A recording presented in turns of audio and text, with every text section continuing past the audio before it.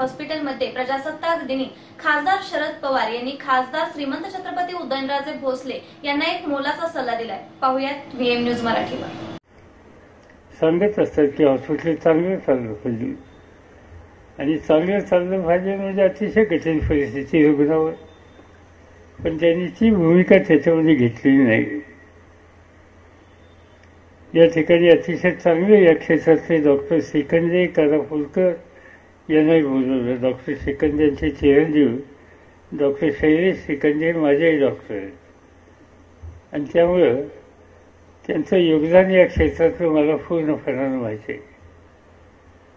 त्यांनी बरंच मार्गदर्शन केलं.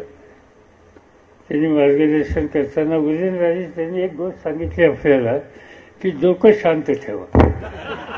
त्यांनी मार्गदर्शन करताना उदयनराजे त्यांनी एक गोष्ट सांगितली आपल्याला की डोकं शांत ठेवा. ते कोणासाठी सांगितलं मला माहिती नाही, पण त्यांची सूचना आपण दोघेही स्वीकारतो. कारण डॉक्टरचं मार्गदर्शन आहे त्याच्याकडे दुर्लक्ष करून चाललं. ते त्यांनी या ठिकाणी सांगितलं.